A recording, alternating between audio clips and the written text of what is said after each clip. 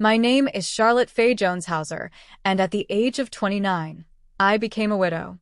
I will share the details of how that happened shortly.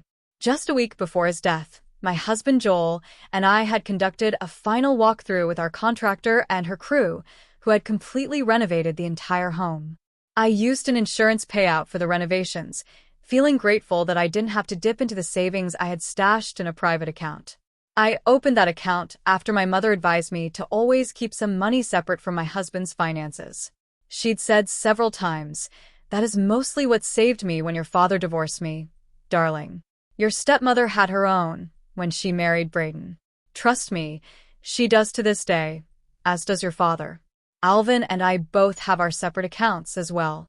She nagged me until I finally caved 3 days before my wedding to Joel Hauser, a computer repairman and software tech who had 2 stores in the city. When I brought it up to him, he nodded. "Your mother is smart, Lottie," Joel said through a chuckle. "I always thought we were going to be like my parents. She has one, he has one, and they have one together, which they use for household bills and groceries. Neither knows what's in the other's personal accounts, and they don't care. Dad swears it's always worked for them." I frowned at my then-fiancé. "So, how does that work exactly?" We were cooking dinner, a chicken stir-fry that I had been craving, and Joel washed his hands after chopping an onion. Say, for instance, that the total monthly utilities, groceries, and mortgage were $3,000 a month. They'd each put in $1,500 into the joint account, and the rest would go into their personal accounts. No questions asked about how they spent their money, and each buys their own personal care products. I stared at Joel, then asked, "Well, isn't that a little cold?" "Cold?" he questioned. I washed my hands after cubing chicken breasts. "Let's say I was in Target and saw that your preferred deodorant was on sale. Do I buy it, or do I call you and tell you?" He laughed again. "You do whichever feels right to you." Joel wrapped his arms around my waist and said, "But I'd buy yours if I were in that position, and I wouldn't ask for you to pay me back because I kinda love you like that, Miss Jones." Smiling, I kissed him, and it quickly heated. We didn't finish dinner until an hour later, and that was the norm with us. Joel and I married, and I was happy the entire day. My 4 parents, Mom and her husband, Dad and his wife, paid for the entire thing. Mom and Steppy, as I called my stepmother, planned it all, and I loved everything they did, including where they placed items in my chosen accent colors. Joel's parents paid for our honeymoon in Maui, and even that was all I could have ever dreamed of and more. Joel and I were happy from day one. With him, there was no doubt in my mind that we were meant for each other. My mother is an interior designer, and Steppy was an air traffic controller. My dad was a pilot, and my stepfather is a physician with an A-list clientele. Although he can never disclose who he treats, there was one memorable moment when a famous singer's manager called him during dinner because the singer's voice had taken a nosedive at the end of her sold-out concert. My stepfather promised to meet her at the hospital for tests. Of course, I squealed and covered my mouth when her name was mentioned, and I begged to go with Alvin, but he gave me a look over his glasses, prompting me to abandon that idea quickly. Chuckling, he stood up, kissed my head, then my mother's lips, and headed out the door. I so wanted to follow him in my car, but I behaved. 3 years after our wedding, Dad and Steppy were involved in a multi-car collision, and both were killed on impact. It was a messy thing, and was on the news for days. The Chicagoland media was notorious for its coverage. Took me weeks to recover. No, more like months. Alice Jane Freeman Jones had no children, and I was Braden Charles Jones's only child, so they left everything to me. Their 5-bedroom house, which surprised me that it was paid off, a substantial life insurance policy, and a new car that I'd helped Steppy choose nearly a year before their passing, and I used that policy payout to update their home. Joel and I decided to renovate and update the house and move in when it was completed. We were ready to have children and needed the space. His business and my career as an ophthalmologist were steady, and we had a decent nest egg going because we were saving for our own home. My parents divorced when I was 5. 2 years later, Mom married Dr. Alvin Jacobs, and my sister Alyssa Michelle was born months after their wedding. She was a brat from day one, but she was my sister, and I loved her when she wasn't throwing a tantrum or ruining my toys. I swear, when she learned to walk, she destroyed everything after slobbing all over it. When I decided where I was going to college, Alyssa was 11 and mad. She didn't want me to move out of the house. By then, she was the sweetest sister but a spoiled little monster who demanded that everything our parents bought me, they had to buy for her, no matter what it was, including what my dad and Steppy gifted. I had to delay wearing makeup because Mom didn't want her wearing it yet. She knew she'd have a hard time calming down Alyssa Michelle when she'd have to reject buying her mascara at the age of 7. I recall asking my mother for a ride to the local Walgreens to buy several items my friends recommended, and she refused to allow me to buy anything. I was using my own allowance and protested heatedly.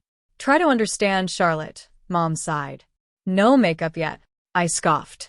"The only thing I can understand is that you said that I had to wait until I was 14, and next week I'll be 15 and I don't even have lip gloss, Mom. This is not fair." Mom's sister, Aunt Leah, said we should compromise. Buy our little Lissy the kitty stuff and explain that she can only wear it around the house. Indulging her again, I mumbled. "Look who paid attention in English class this week," Mom snapped. "That's enough, Faye," Aunt Leah sighed. "You do indulge Lissy and at Charlotte's expense. If you won't grow a backbone and tell the girl no, then my plan is the best way to go. And on Lissy's next birthday, you'll owe Charlotte a gift." Alvin, Mom's husband, nodded. "We do." He smiled at me.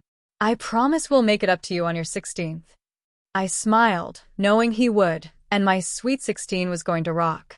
On my 15th birthday, I woke to a vanity filled with different colored eyeliners, mascaras, lipsticks, gloss, and blush, and Mom presented Alyssa with a kit that was designed for play. Mom, my sister, and I had a good time playing with our cosmetics that afternoon, and I appreciated Mom teaching me how to wear them all correctly.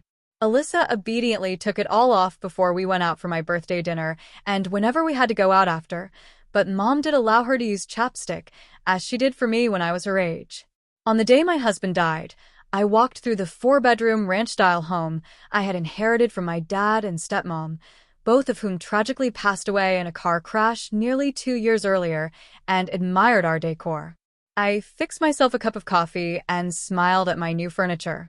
The day before, the bedroom suite arrived, and that day, the living and dining room pieces were delivered, and I guided the crew on where to place each piece. When they left, I moved several things and sighed when I was finally happy with the placement of the furniture that Joel and I had carefully chosen. After finishing my drink, I decided to tackle some laundry. With the kitchen TV on, since the laundry room was just behind the kitchen, I listened to the news as I sorted through our clothes. Once the first load was started, I went to look for dinner options. I stared at a pack of chicken breasts, thinking it had been some time since I'd made stir-fry, when I heard a female anchor announce breaking news.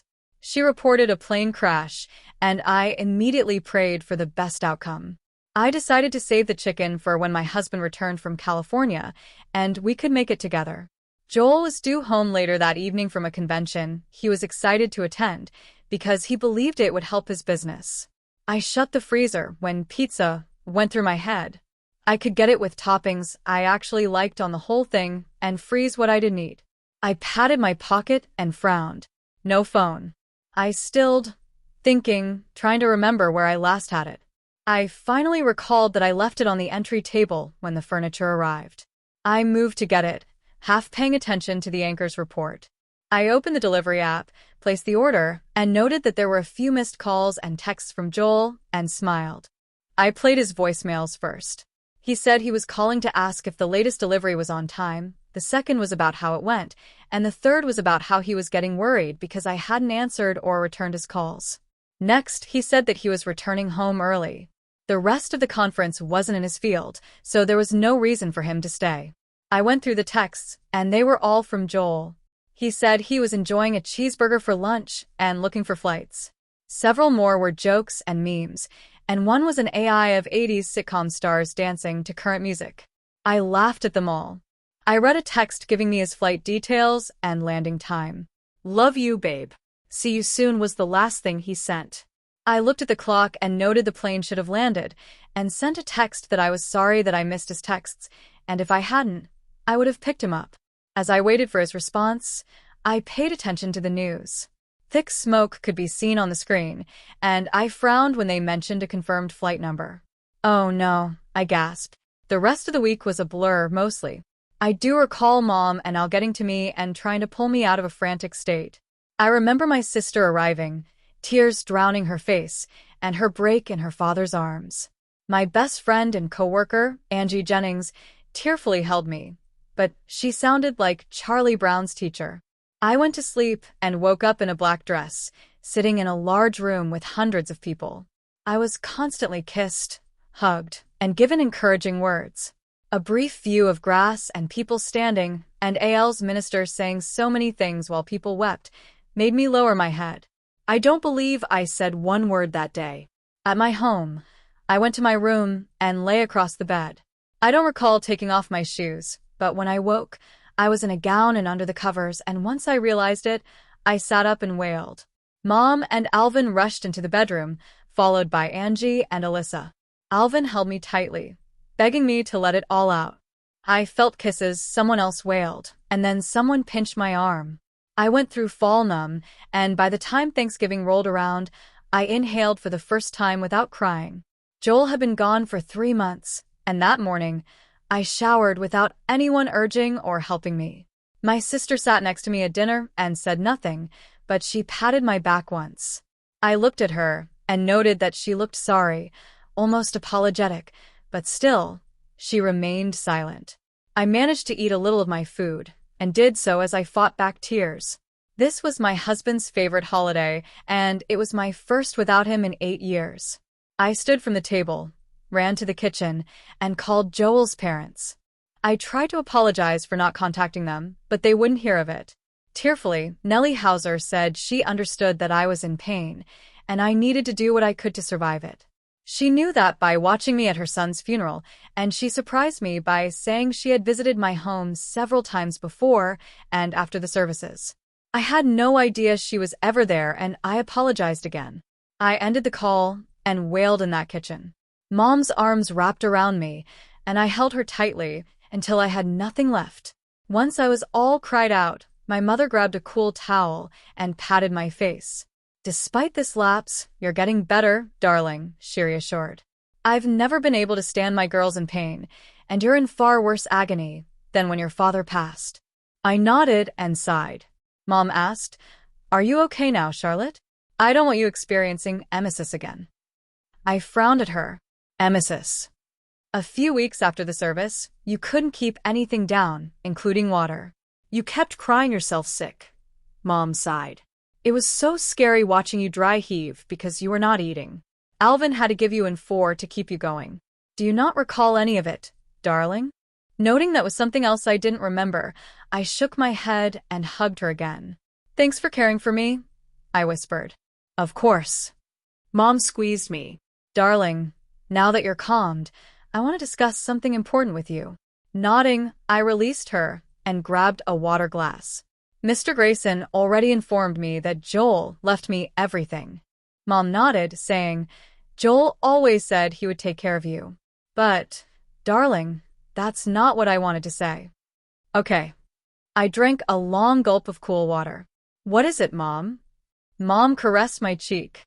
"Well, I'm just wondering, Charlotte, you never had a cycle while we were caring for you, and now you have a slight roundness that's discernible under your dress. Could it be possible that I'm going to be a grandmother soon?" My eyes bucked, and I cried again. Was Joel's baby growing inside me?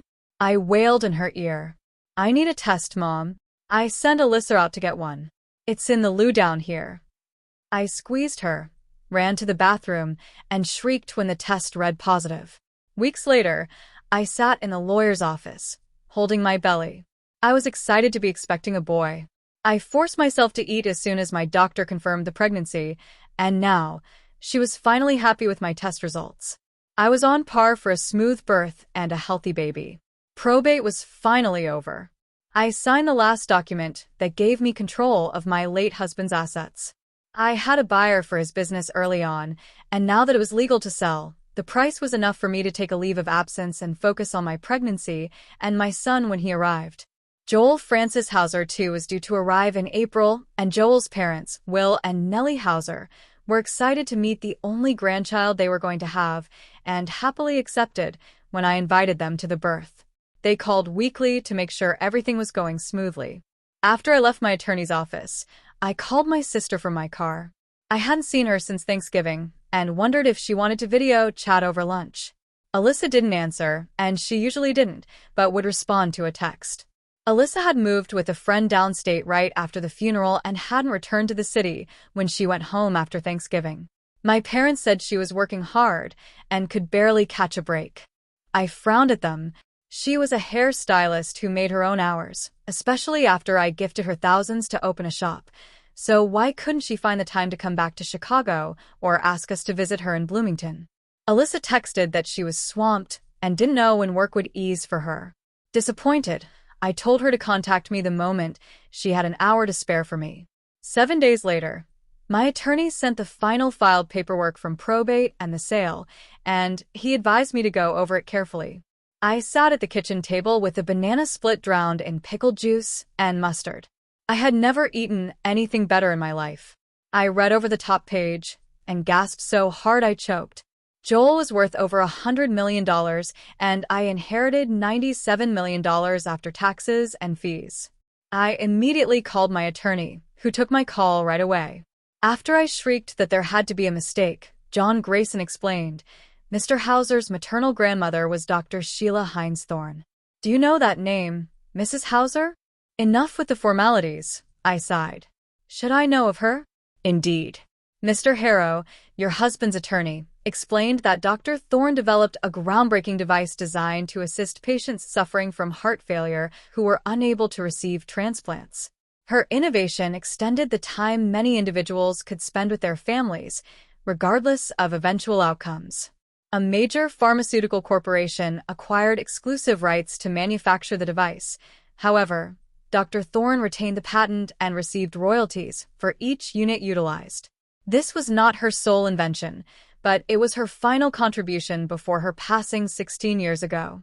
At the time of her death, Dr. Thorne's estate was valued at $3 billion. The majority of her wealth was bequeathed to medical research, with the remainder allocated to her daughter and grandson, your late husband. He applied $100,000 towards his education and initial investments for his businesses and never touched the rest. It sat untouched, acquiring interest, until his death. He never told me any of it. I sat in silence for a moment, then said, if he had so much money, why were we saving like fools in that cramped studio apartment? I have no idea, Charlotte. Perhaps his parents know why. I held my head and said, maybe, but I suppose it doesn't matter now. John said, get some rest, Charlotte. Don't hesitate to call back if you have any more questions. I had breakfast the next morning and cleaned after myself. As usual, my baby kicked in my belly. I caressed my bump and smiled. I'll meet you soon, son, I whispered. My bell rang, and I moved as quickly as I could to the door. Smiling, I opened it and didn't know who the man was standing there. Good morning. Are you Mrs. Charlotte Hauser? I am, I nodded. He smiled and held out a manila envelope. I took it with a frown. You've been served. Served, I gasped. For what? Have a nice day, ma'am. Stunned, I stood in the open doorway and read the papers. Shocked, I called my attorney. Mr. Grayson's office. I'm Charlotte Hauser, and it's urgent. I'll see if he's free, ma'am. Several seconds later, he answered. Charlotte. John, I've just been served. An anonymous woman is suing me for half of Joel's estate, claiming she's giving birth any day to his child. He was with someone else before he died. How did I not know this? I'll be there in 30 minutes. John Grayson went over the paperwork as soon as he sat in my living room and advised, Charlotte, there's no proof to support this filing. Her baby is due soon, and when it is delivered, proper testing will have to happen before anything moves forward. John, I sighed, this has to be true. What stupid person would file this, without certainty that this child is his? Damn it, how? When? John promised, I don't know, but I'll find her and get to the bottom of this, I assure you. The woman remained hidden, and I learned that in February, she delivered a girl and named her Jolie Frances Hauser. I shook my head when John told me the news and asked what the plan was now that the child was born. John answered, "Nothing can be done until we have the DNA results. Mr. Hauser's concerned parents have consented to contributing, so there's no need to worry about that aspect, Charlotte. I know someone who will handle it efficiently and with integrity. She has agreed to send the samples to multiple laboratories." I grumbled, "Please, keep me posted on everything as it happens. I want to know who this woman is and when she managed to fuck my husband." John nodded. "Will do." 3 days later, John emailed me a phone number, and my hands shook as I dialed it. I heard a baby crying, then a frustrated, "Hello." Recognizing the voice, I inhaled. "Lissy." "Charlie? What the? How did you get this number?" I whispered. "Is that, or the, you slept with Joel?" "Charlotte, damn it. How did you get this number?" I screeched. "I believe my question is more significant. Alyssa Michelle Jacobs." After a hard grunt, my sister shouted, "Listen, Charlotte Faye Jones Hauser. Allow your fucking lawyer to handle this shit and don't call me again. I don't owe you answers on anything that's going on in my life, and I never will." I stared at my phone when she ended the call and screamed, "She doesn't owe me? She cannot be serious." I called my mother. "Charlotte, darling," Mom cooed. "How are you feeling?" "Like I'm going to kill your other daughter as soon as I see her," I snarled. Mom giggled. "What did Lissy do now, darling?" I wailed. "She fucked Joel and had his baby on February 20th. My mother shrieked. "What? She's the woman? How? Why didn't? How didn't I?" "Alvin." No. "Alvin Michael Jacobs. Come here so I can tell you what your daughter did." My stepfather demanded. "Faye, my love, what's happening? What did Lissy do?" "She's the woman," Mom shouted. "The one suing Charlotte for half of Joel's estate. This is why we haven't seen her since Thanksgiving. She had a baby on February 20th. "Fuck," Alvin roared. "I'm getting my keys. Find her address, and do not tell her we're driving down there. I cannot believe she did this to her sister." "Come and get me, Mom," I sobbed. "I want to go, too." "Darling, that's not a good idea," Mom wept. "You're in such a delicate condition, and I don't want anything to happen to you or my grandson. Please, let us handle Lissy alone. I'll go crazy waiting for you to get to her in Bloomington while I sit here alone and hurt Mom. I need to go, and if you don't pick me up, I'll drive myself." 3 hours of traveling had us entering an apartment complex. My stepfather ranted most of the way there, insisting she didn't appear or act like she was expecting. Mom agreed. Alvin parked outside the 4th building, after Mom confirmed that's the address Alyssa gave her. We got out of the car, and I shivered with anger, wanting to kill my sister. We moved to the door, and Alvin pushed the button with Jacobs/Adabambo on the label. The buzzer sounded, and we took the stairs to apartment 302. The door opened before we hit the landing, and my sister's voice called out, "It's about time you got your ass back here. Do you know how long you've been gone, girl?" We entered the apartment, and my sister turned to us, holding a baby. My eyes zoomed to the dark hair on the baby's head, and before I could help myself, I moved closer. I wanted to see her face. I needed to see if she looked anything like my husband. "Charlotte, don't," Mom cried. I ignored her. "Explain yourself, Alyssa," Alvin demanded after she placed the baby in a white bassinet. "How could you do this to your sister? Do you care anything about Charlotte?" Sighing, Alyssa insisted, "I love her and I always have, Daddy." Before I could get a good look at the baby, my head snapped up. Glaring at Alyssa, I said, "And still, all you ever want is what I'm given. Since you were 5, I've had to put everything I've wanted on hold because you demand the same. And now it was my husband. You could not sit still and let us be happy, could you?" I moved closer to her, and before I realized what I was doing, I lifted my hand and slapped my 22-year-old ex-sister. "He was mine alone, damn you," I shouted. "Why couldn't you leave your legs crossed and stay away from the man I loved?" Alvin held my wrists from behind me. "Enough, darling," he soothed. "Calm down and think about what this is doing to your body and the baby." I glared at the tearful woman, who whimpered as she held her cheek. "You have to put some of the blame on him. Charlotte, dead or not. I snatched away from my stepfather and glared at him.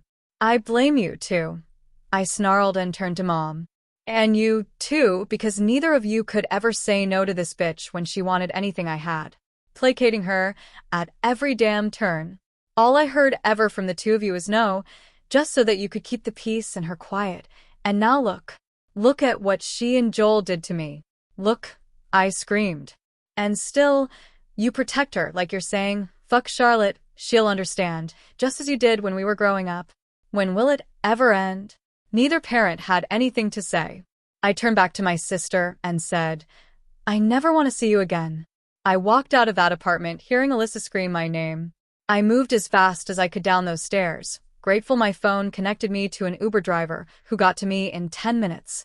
I noted, getting into the car, that neither parent came to look for me during that time. As usual, they rescued her and forgot all about me. The Uber driver drove me home, where packed while I called Angie to say I wanted to disappear. She took leave from work, got to me within an hour, and we headed north to Michigan, stopping only for gas and snacks. I cried in the store, unconcerned about others' stares, while we shopped, paid, and got back in Angie's truck. Angie's grandmother greeted us and said she insisted that my friend bring me to her. After she bear hugged me, I shut off my phone and accepted a cup of hot tea from Mrs. Williams, dropped on the love seat, and told them the latest drama affecting my life. Incensed doesn't begin to describe either woman's reaction.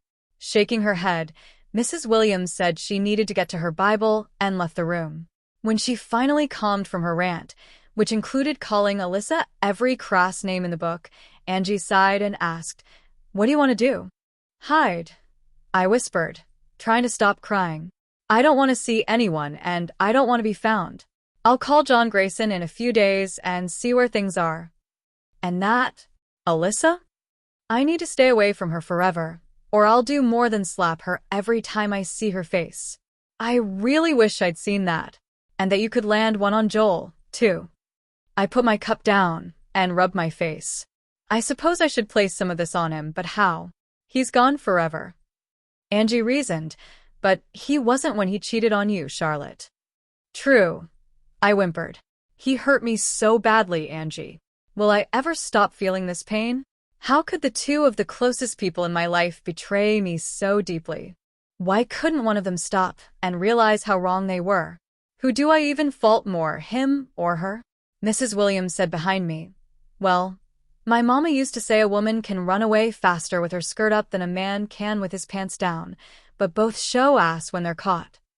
I blinked at Angie and laughed through my tears as Mrs. Williams clutched her Bible and shuffled off toward the kitchen, but my emotions took over quickly, and I cried in my best friend's arms. I passed out, and when I woke, Mrs. Williams was cooking. The clock on the mantel read 9, and I frowned. I thought I had slept longer. I sat up and watched my friend as she maneuvered around the kitchen and talked on her cell. She's still resting, poor girl, she sighed. And it's a good thing we're here with her and not on the road to wherever her conniving sister pollutes the air. I don't know how long we'll be here, and I don't care. My friend needs me, Jasper. I'm glad you understand. If anyone calls, you know nothing. I love you, and please remind our kids that I love them, too, with big kisses. She put her phone on the island and helped her grandmother with our meal. Is that bacon I'm smelling? Angie smiled my way. It is, Han. Go wash your face. Breakfast will be ready soon. I frowned at her. Breakfast. Did you want dinner at 9 in the morning? I gasped. How long did I sleep? 11 hours, give or take, Mrs. Williams giggled. Angie laughed at my expression and demanded, Now up, you. My nephew is ready to eat. Stop starving him and go wash your face. After breakfast, I smiled. Thank you, Mrs. Williams. Junior enjoyed every bite. He's swimming around in there like he's in the Olympics. She laughed and cleared our bowls. Good. Now finish your apple juice, baby, so I can start on the dishes. Let me, I said, and faced Angie. You should get back to your family. I know they missed you last night and this morning. Probably, she agreed, pointing to my glass. Drink. I finished the juice and sighed. Then go to them. Hug Jasper for me. Angie snatched up my empty glass and snapped, "If you think I'm going to leave my pregnant best friend while she's feeling pain, you're insane. As long as you need to be invisible, I will be, too. And I'm using my burner cell. If anyone calls my other phone, they'll get my voicemail." She put my glass in the dishwasher and turned back to me. "You should still send a quick text to your parents and shut your phone right back off if you need to, Charlotte. They have to be worried about you and the baby." After I shower, I agreed, standing. Angie and I stayed for a total of 5 days. Then I decided I needed to be in the world again. Mrs. Williams hugged us and sent us off with sandwiches, chips, coffee, and water for the road. I missed her as soon as we left her driveway. Angie dropped me off at my house, and I stood outside for a while, wondering if I really wanted to be there. I finally entered and dropped my keys, purse, and cell on the entry table. Looking around, I took my dirty clothes to the laundry room, grabbed a water, and sat on my couch. Staring out the large bay window, I decided, yeah, I'm staying. My home was how I wanted it, and I was in a safe neighborhood. Why would I leave? I did need to start on the baby's room. I grabbed my tablet and cursed at it being drained. I moved to the office, plugged it in, and started ordering everything I needed for the nursery. My stomach growled. I made a peanut butter and jelly sandwich and enjoyed it with a tall glass of cold milk and a jar of applesauce. Going back to the office, I passed my cell and picked it up, noting I couldn't hide for much longer. I powered the cell and called John Grayson. He answered himself by only saying his name. "John, it's Charlotte Hauser." "Charlotte," he exclaimed, "I've been trying to reach you for days. Are you all right?" "Not really," I sighed. "I just needed a few days." "I understand," John said softly. "My son and I would like to speak to you in person. Are you free today? We could come to you." "Son?" I asked. "Yes." He joined my firm and began here on Monday. This is now the law office of Grayson and Grayson. "Oh," I whispered. "Okay. Come anytime you want, John." As I waited, I considered hiring a housekeeper. Dust was forming, and the house could use a good deep cleaning. I was also going to need help with the nursery when everything arrived. John and his son arrived 40 minutes later. John was in his 60s, I believed, and his son was a younger version of him. Tall, with dark hair and brown eyes. John Grayson Jr. gave me a warm smile with his gentle handshake and insisted I call him Jack. Both men followed me into the living room and refused refreshments before we sat. "How are you feeling, Charlotte?" John asked, opening a tablet's cover. "I've been better," was all I could answer. "And you will continue to heal," John predicted. "Are you ready to know what's going on?" "Please." "Well, I'm sorry, but Joel's DNA tested with a 99% match. He is the baby's father." "Damn it," I cried. "Why would he do that to us?" John leaned forward, his expression softening as he watched me struggle with the news. Jack quietly offered a box of tissues from the side table, and I took one, grateful for the gesture. The silence in the room pressed in around us, heavy with all the things left unsaid. "Charlotte, I know this isn't what you wanted to hear," John said gently. "But now that we have clarity, we can start making plans for you and your baby. You're not alone in this." Jack nodded in agreement, his reassurance silent but comforting. How am I to move forward, knowing there's another child here that my deceased husband fathered? I feel so stupid that I didn't know he was cheating, and with my own sister. I trusted that man. John paused, choosing his words with care. "None of this is your fault, Charlotte. Sometimes, the people we trust most let us down, and there's no way we could have seen it coming." He glanced at Jack for support, who said, "What matters now is how you move forward. We'll help you through it one step at a time. You don't have to do this alone. Whatever you need, we're here. Tell us what you want us to do." His voice was steady, a quiet anchor in the emotional storm swirling inside me. I stared into Jack's eyes and saw nothing but sincerity. I nodded. "She deserves something," I sighed. "The baby, not the mother." "And what were you thinking?" I looked at John and said, $2 million in trust. I'll only concede to it after I'm told why she and Joel chose to betray me the way they did, after I deliver my son." If she doesn't agree with that, then we go to court, but my goal is for her to receive nothing. The Graysons did what I asked, and 2 months after I delivered my son, I sat in their office to get that confession over with. I made sure we were across a wide table because I still didn't trust myself near that woman who shared half of my DNA. It was just after the 4th holiday. My son, whom I decided to name after my father since Joel had a namesake already, was with Angie and her family, while I dealt with Alyssa and her mess. Braden Charles Hauser was the true love of my life. Sipping water, I watched my sister enter the conference room behind John Grayson. Jack had escorted me in earlier. Gaunt and tired-looking, Alyssa dropped into a chair across from me and looked like she wanted to be anywhere but here. I felt the same. "Let's get started," John instructed, sitting at the head of the table. "Miss Jacobs, you know what Mrs. Hauser has requested, so whenever you're ready, please start." Alyssa shakily took a glass of water from John and had a healthy pull. I shook my head, noting she was stalling. Finally, she lowered the glass. Serena Adebambo's father bought tickets to Beyoncé's Cowboy Carter concert in London, and she offered me one. Well, of course, I couldn't turn that down. I frowned and thought. Joel had attended a work conference there in June, right when the renovations on the house were starting. I remembered that we had argued about the timing, but he reassured me that it was an opportunity to gain more clients and income, which would help us save more money. Now, I realized that this was unnecessary, as my husband had been secretly a millionaire who kept his wealth hidden from me. I still didn't know why. Alyssa continued with, "In London, right after the concert, we went to a pub. There were 6 of us, laughing and partying with the locals, and I called Joel when we became right pissed, as the Londoners called it, and he arrived in a car. Luckily, we all managed to fit in the thing, and the driver took us to our hotel.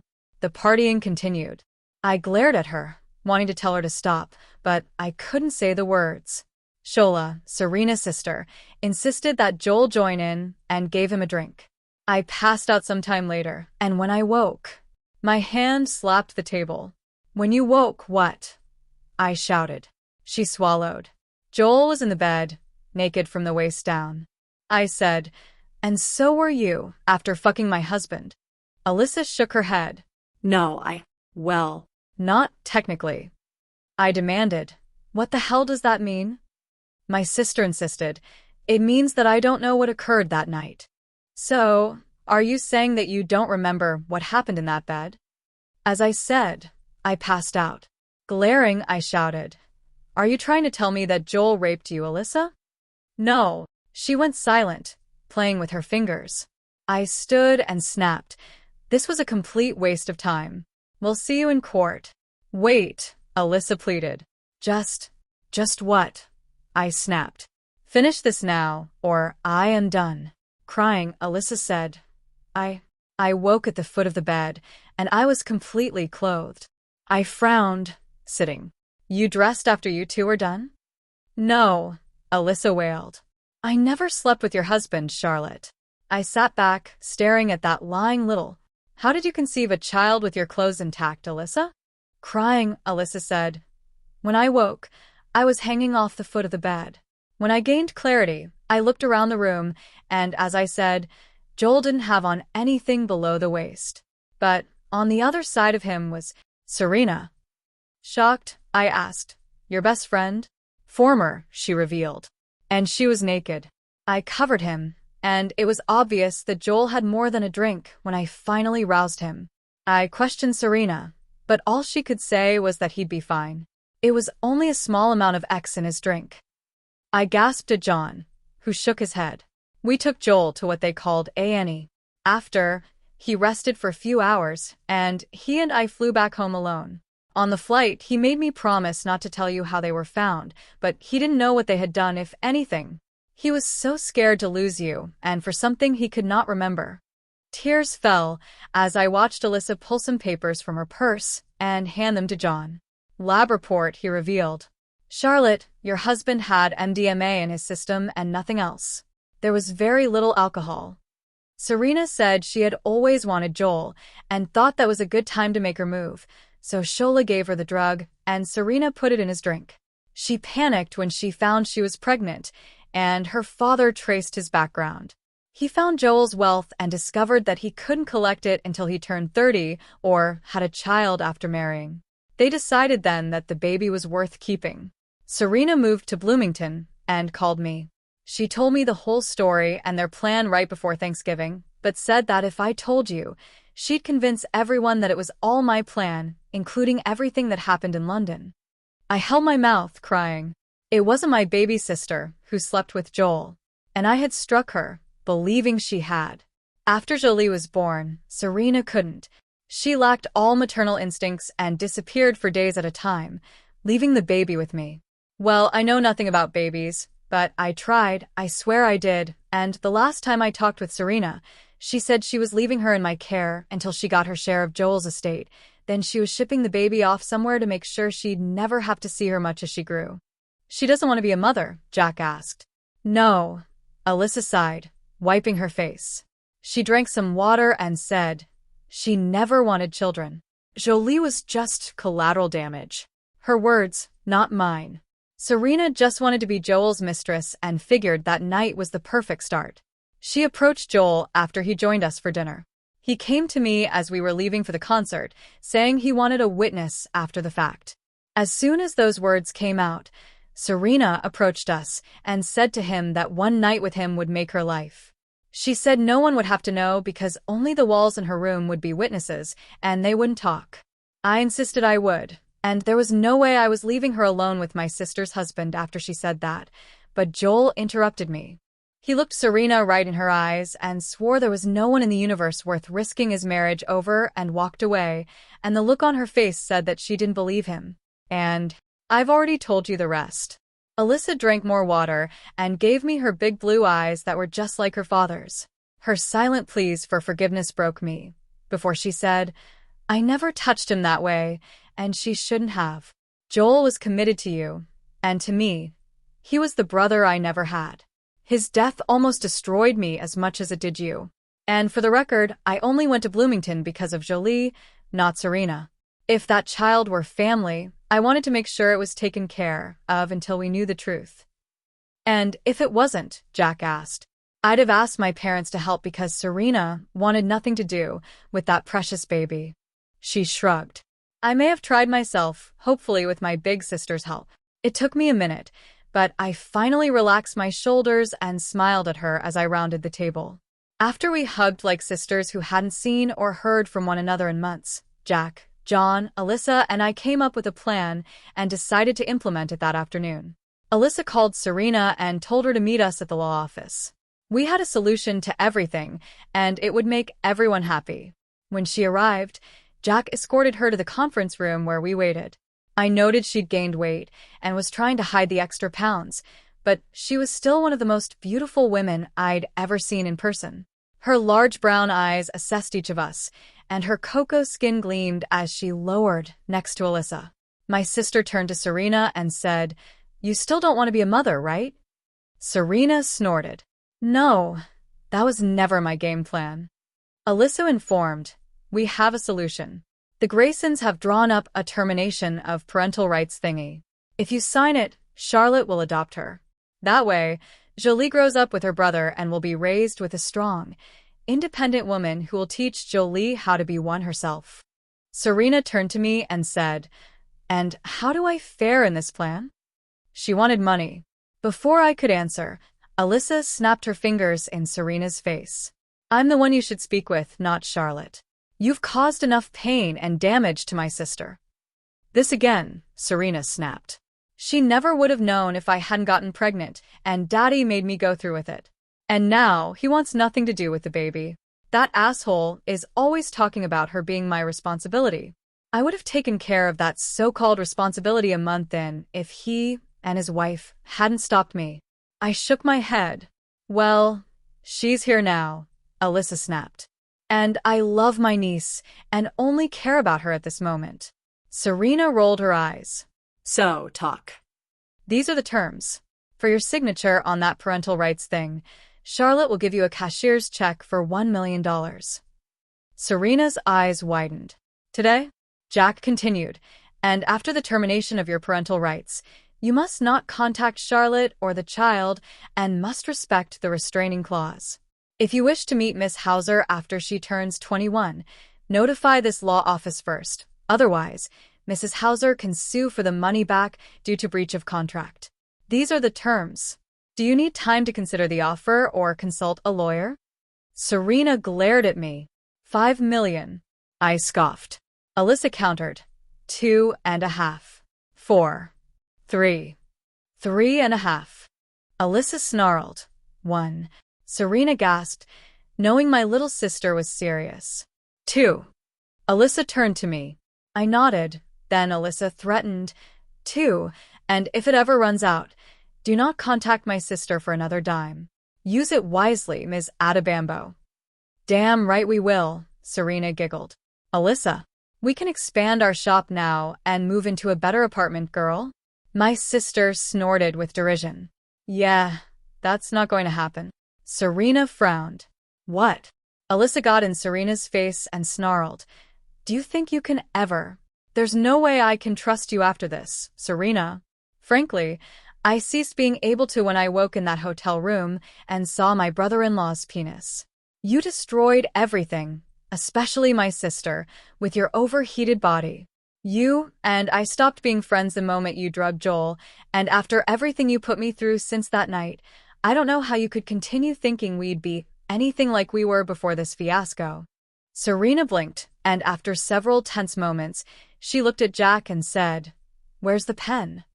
4 years later, on a warm Tuesday evening, I sat in the garden happily watching my 2 children run around while laughing and playing. Jolie and Braden played and fought like siblings and loved one another fiercely. I sold the home I inherited and moved into a house my stepfather found that was behind the one he and Mom shared. It boasted 5 bedrooms, 4 baths, and a yard so huge that the kids had their own playground that rivaled those found in parks. But unlike the other 5-bedroom home that I sold, I didn't need to turn a bedroom into an office.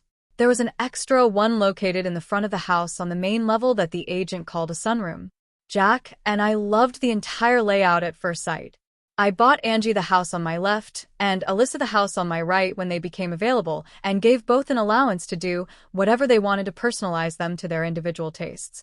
During all of our renovations, we converted our yards into one, a suggestion made by a cousin when he visited us with his family. They had done the same only a year earlier with his wife's brother. I placed a hand on my growing bump.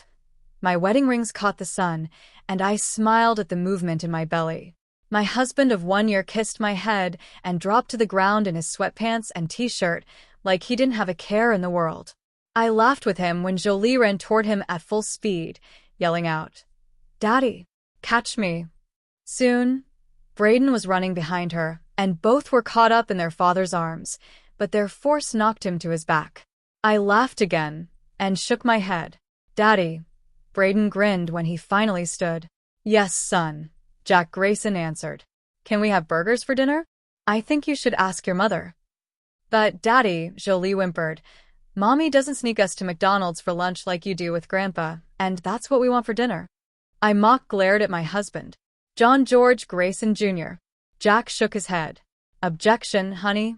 Dad wanted a Big Mac, and I quite enjoyed their Kewpie with cheese." I asked, "Did you at least give them a vegetable?" Jack gave me a huge grin. "Of course. We all had fries." I shook my head. Jack chuckled. "And lettuce on our burgers." "Overruled," I scoffed. "Fast food restaurants only use crunchy water described as lettuce. And I suppose you gave them milkshakes with their meal." The grin returned. My son and daughter gave me the same. "Fine," I said. "But tomorrow, I'll ask Mrs. Bowman to make grilled fish and a salad with romaine and rocket lettuces and spinach. And you all will eat every bite she puts in front of you." My husband kissed my hand as my children whined. "Yes, Mommy." I grinned and rubbed my belly. "I think the new baby and I would enjoy a Big Mac, too. Let's call Grandpa and see if he will join us." They cheered, and my husband gave them his phone. John Grayson was thrilled to hear their voices and agreed to meet us in an hour with Grandma. Jack's sister and her children were invited as well. Usually Joel's parents took the kids on Fridays. then dropped them at my parents' on Saturdays, and Jack's parents picked them up on Sundays, which is how I got pregnant. Jack and I were always alone on the weekends. I couldn't have had it any other way. After dinner, we came back to our home. Angie and Alyssa were giggling in the yard, while Angie's 4 children played and laughed.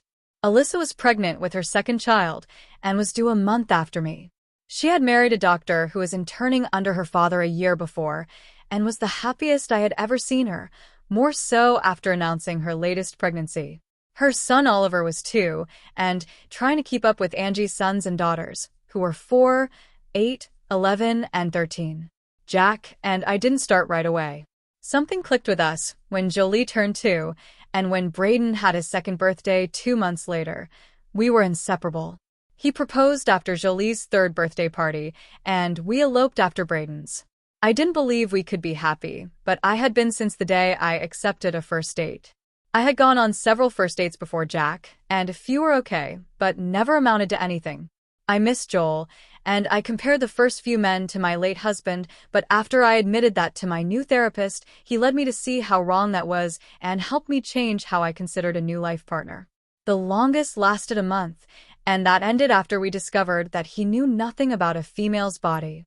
Now, with the house full of laughter and the smell of fresh strawberries lingering in the kitchen that we bought at a farmer's market on the way home, I watched my family gather around the living room. Angie recounted a funny story from her second son's school, while Jack wrapped his arm around me, his hand gently settling on my growing belly. The sound of children playing outside mixed with the hum of adult conversation. I realized how much our lives had changed, and we had all healed and grown together.